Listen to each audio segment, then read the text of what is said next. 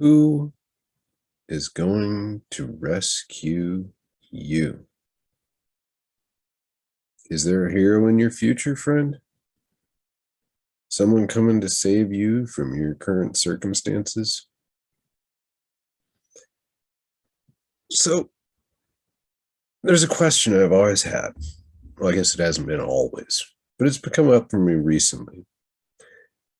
Why is it that after a tragedy, like a building collapse, they try to rescue people, and then when they give up and assume that everyone's dead, it becomes a recovery effort? But if you're battling addiction, you're in an alcohol recovery program. Are they assuming that you're already dead and you're just there to collect the bodies? I'm looking for some help on that one. But that's not what I'm here to talk about necessarily.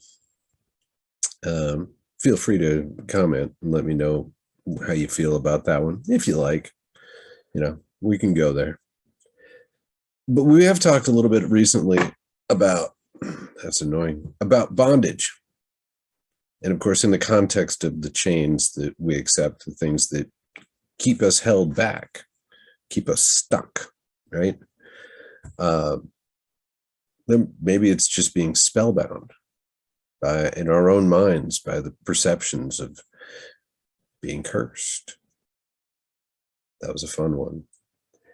So I guess the question is, are you waiting for a white knight to come and save you, to sweep you up and live happily ever after, if that's your thing? Or, on the other hand, are you wandering about the woods looking for a sleeping princess to kiss and wake up, and somehow that's going to be your happily ever after?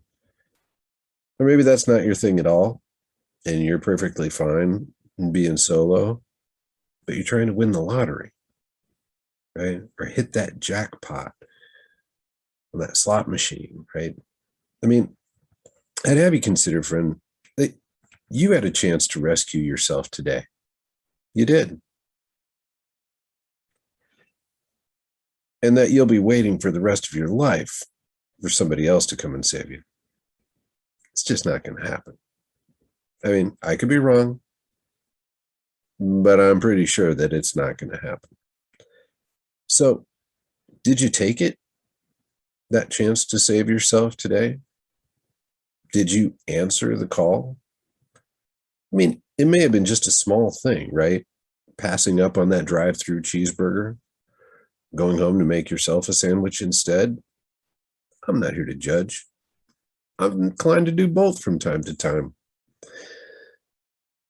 So maybe it's something as simple as taking a moment to express gratitude to someone, or being present to receive it from them when it's offered. I mean, you have these opportunities.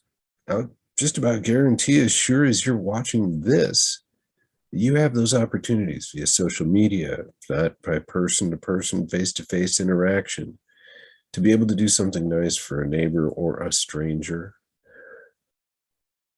or that reasonable request.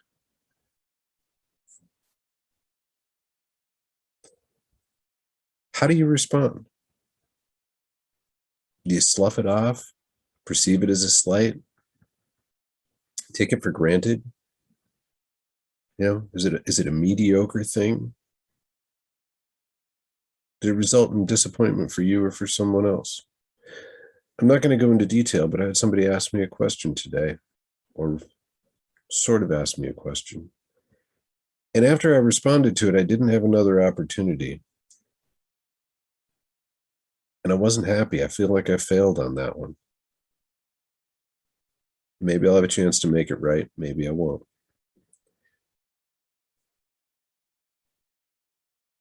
I'm also not going to go into detail, but I had another opportunity to help a friend. In a pretty simple way. It took some time, but I knocked that one out of the park. Felt like I kind of made up for my earlier failure. So I guess when it comes to requests like that, or being present, do we honor those other people? Do we grant the request?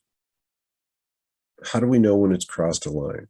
Does it become manipulation, or is it us enabling them? I'd have you consider that that's up to you, friend. You get to make that decision, or not necessarily for them, but it's in your head, your level of satisfaction with it, right? Your desires and your perceptions of how it lines up with your values and the rules that you live by, right? Whether you get trapped or whether you're good. So, where are you then? Are you all in? Are you all out? We talked recently about not being able to stand in one room or more than one room at the same time. You either have to be in or out. Did you try? Have you tried that? Where in your life are you trying to hold that middle ground? You're playing small while you wait for somebody else to come and rescue you. And what are you doing out there? What are you doing out there in the middle, that land of uncertainty? I mean, shouldn't you be on one side or the other and know where you stand?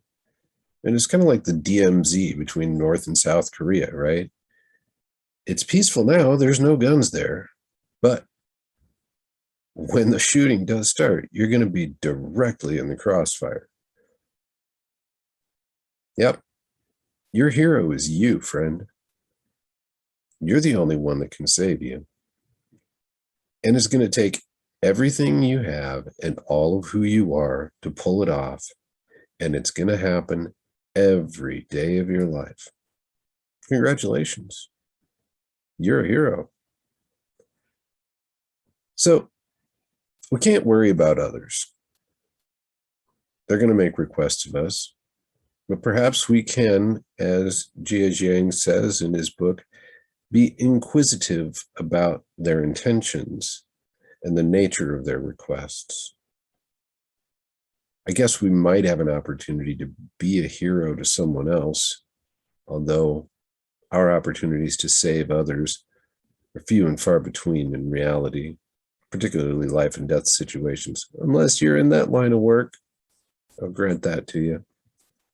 But at the end of the day, you get to decide whether you're free or whether you're in chains, if you're blessed or if you're cursed. You get to choose whether or not you come out of any given situation, despite the score, as a victor or a victim.